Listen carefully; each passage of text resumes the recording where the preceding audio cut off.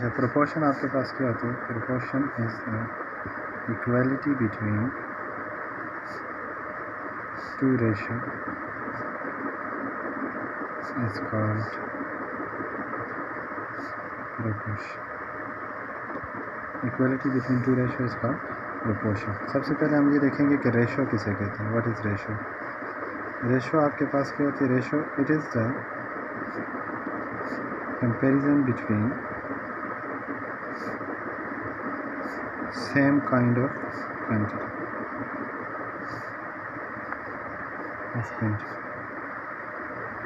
Same kind of quantities जो होंगी उनके दरमियान में आप जो कंपैरिजन करेंगे उसे हम क्या कहेंगे? रेशियो कहेंगे।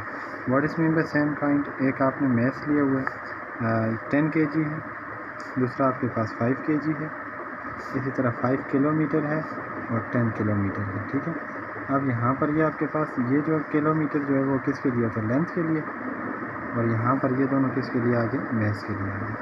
आप इसका रेशो इसके साथ ले सकते हैं, इसका रेशो इसके साथ ले सकते हैं, लेकिन आप ये रेशो नहीं ले सकते। 5 kg रेशो 5 किलोमीटर नहीं हो सकते, because these are the different quantities. ठीक है, सेम नेचर की क्वांटिटी होंगी, उनका आप क्या लेंगे? कंपैरिजन करेंगे, उसे आप क्या कहेंगे? रेशो कहेंगे।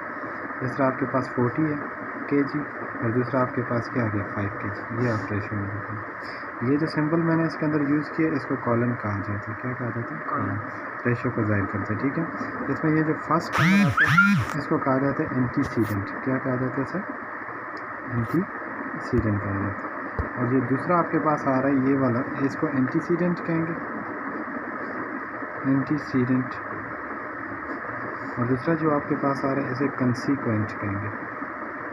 कंसीक्वेंट, और ये क्या आगे? एंटीसीडेंट आते हैं। ठीक है, रेशो में जो पहला होता है एंटीसीडेंट और दूसरा जो होता है इसे क्या कहते हैं? कंसीक्वेंट कहते हैं। अब ये रेशो इसको मैं डिवाइड में भी लिख सकता हूँ। ये जो चीज़ आई इसको फ्रैक्शन फॉर्म के अंदर भी लिखा जा सकता है। 5 kg, अब ये kg के साथ क्या हो जाएगा? कैंसिल, ऊपर आ गया 4, नीचे आ गया 5। तो इस वक्त इसको हम क्या कहेंगे? Fraction form. ये रेशो किस फॉर्म में आ गई? फ्रैक्शन फॉर्म के अंदर आ गई। इसको क्या कहेंगे? कौन सी फॉर्म? इसको हम क्या कहेंगे? कौन सी फॉर्म आ गई? फ्रैक्शन फॉर्म आ गई। ठीक है, ये जो हमने लिखा था डिवाइड में, इसके साथ ही रेशो वाली यूनिट्स क्या होगी? कैंसिल होगी। तो इस वक्त हम क्या कहेंगे? It has ratio has no unit. Ratio has no unit, इसकी कोई यूनिट नहीं होती। क्यों? सेम क्वांटिटीज़ के दरमियान में होते हैं। सेम क्वांटिटीज़ को जब आप लिखते हैं तो उनकी यूनिट क्या हो जाती है? कैंसिल। कीप इन माइंड, अगर यहाँ पर ग्राम लिखा होता है, ये किलोग्राम होता है, तो वहाँ पर फिर इनको सेम बना के रेशो लेनी पड़ती है। ठीक है, तो ये कैंसिल हो जाता है। इस वक्त इसको हम क्या कहेंगे? फ्रैक्शन। अब फ्रैक्शन के केस में ऊपर वाला होता है नोमिनेटर और नीचे वाले को आप क्या कहते हैं? डिनोमिनेटर कहते हैं। यहाँ तक समझ आ गई? दोबारा रिपीट करूँ? रेशो क्लियर है?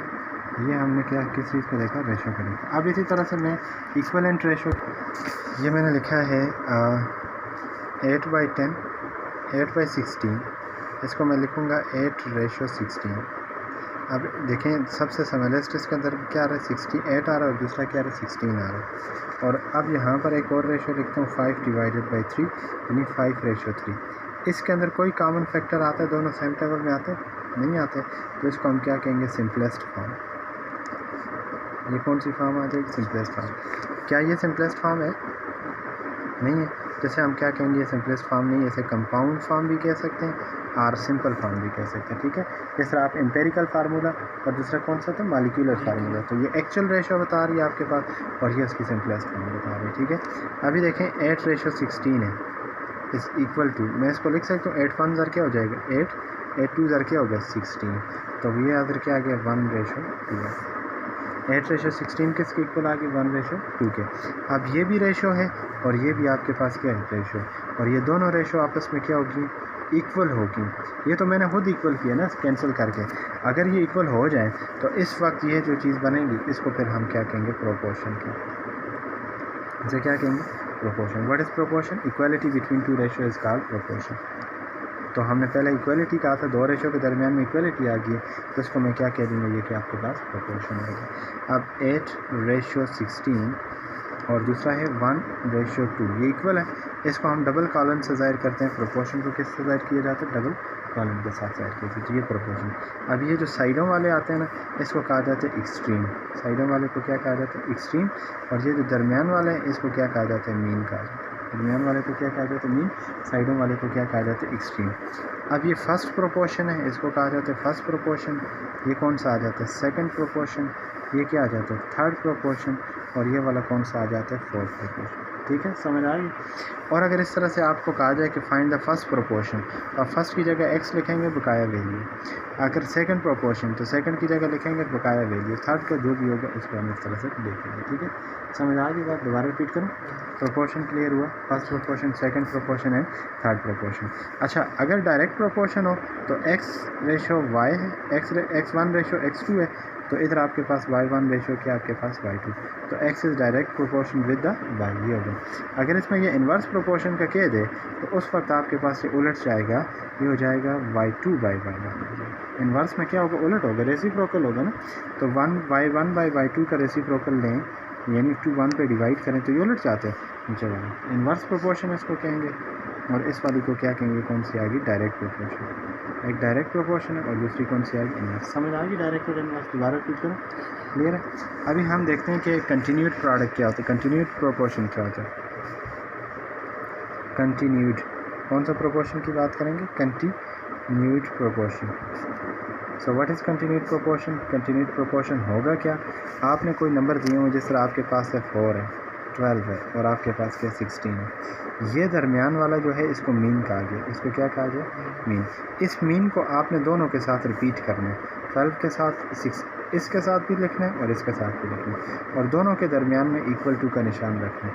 और अगर सिंप्लीफाई करने के बाद लेफ़्ट साइड ये वाली रेशो इस रेशो के इक्वल आ जाती है, तो फिर आप इसे क्या कहेंगे कि आपके पास कंटिन्यूड है।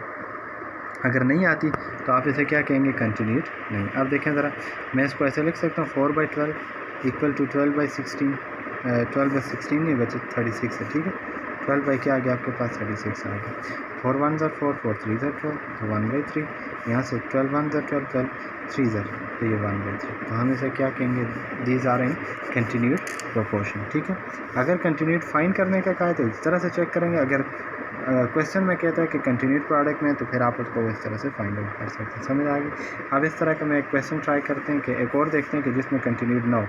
4 12 अगर 16 हो तो क्या होगा, 4/12, यहाँ पर क्या होगा 12/16, तो ये इक्वल टू 4 1 4 3 तो ये 1/3 आ गया। यहाँ पर 4 3 4 4 तो ये 3/4, तो ये इक्वल नहीं आ रहा, हम क्या कहेंगे, नॉट इन कंटिन्यूड प्रोडक्ट। दोबारा रिपीट करूँ इसको, यहाँ तक समझ आएगी। अब हमें अगर किसी क्वेश्चन में कहा जाता है find the value of x if it is in continued product, जिस तरह आपको यहाँ पर कह रहे हैं क्वेश्चन में 5/15 are in continued product, find the value of x. तो हम क्या करेंगे कि 5/15 एक्स कह रहे हैं कंटिन्यूड प्रोडक्ट में है, उसने खुद कहा है कि ये क्या कंटिन्यूड है, कंटिन्यूड है। दरमियान वाले को रिपीट करेंगे तो इक्वल होगा 5/15, if it is continuous it must be equal to 15/x। Is that clear. अब हम इसको लिख सकते हैं 5/15 equal to 15 divided by x। यहाँ तक समझ आ गई।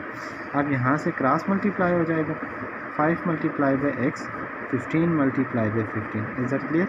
अब ये 5 इसके साथ क्या हो रहा है, मल्टीप्लाई, उधर जाके क्या हो जाएगी, डिवाइड। 15 मल्टीप्लाई 15 डिवाइडेड बाई 5, 5 1 5, 5 3 15, तो x is equal to 3 multiply by 15, x equal to 3, 15 इधर क्या हो जाएगा 45, तो ये वो 45 इसकी वैल्यू है। अब आप चेक भी कर सकते हैं क्या ये कंटिन्यूड में आया, आंसर हमारा ठीक है कि नहीं। 5/15 इक्वल टू 15 x की जगह क्या लिख लिया 45, तो देखें 5 1 और 5 3 15 1 और 15 3, तो इक्वल भी समझ आ गई बात। ठीक है, अब हमने क्या फाइंड करना है जी, मीन प्रोपोर्शन। अगर किसी नंबर का आपने मीन प्रोपोर्शन फाइंड करना है, एक है आपके पास 12 है और दूसरा आपके पास ये कह रहा है find the mean proportion.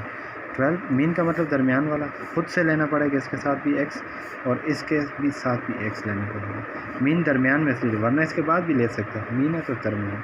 Equal to डालेंगे, मीन हमेशा कंटिन्यूड प्रोडक्ट होगा। ठीक है, तो क्या लिखेंगे 12/x is equal to x divided by 3।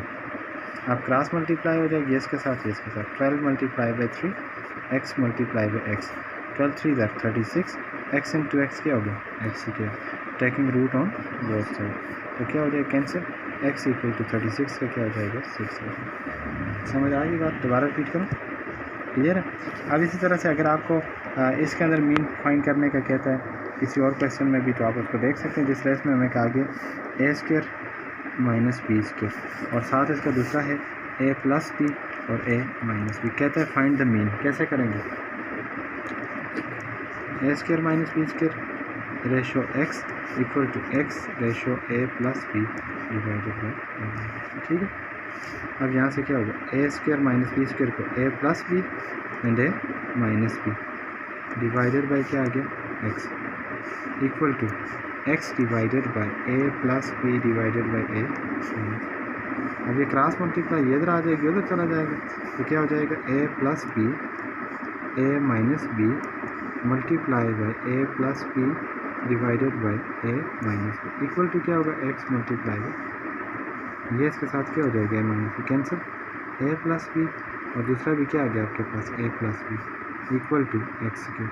ठीक है, taking root on both side करेंगे, तो यहाँ से देखें एक्स इक्वल टू, ये दोनों सेम, तो पावर वैसे भी 2 हो जानी है ना इसकी।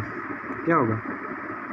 ए प्लस बी का होल स्क्वायर और ऊपर क्या है इसके? रूट है, ये रूट इसके साथ क्या हो गया? Cancel, x equal to a plus b. समझ आएगी बात?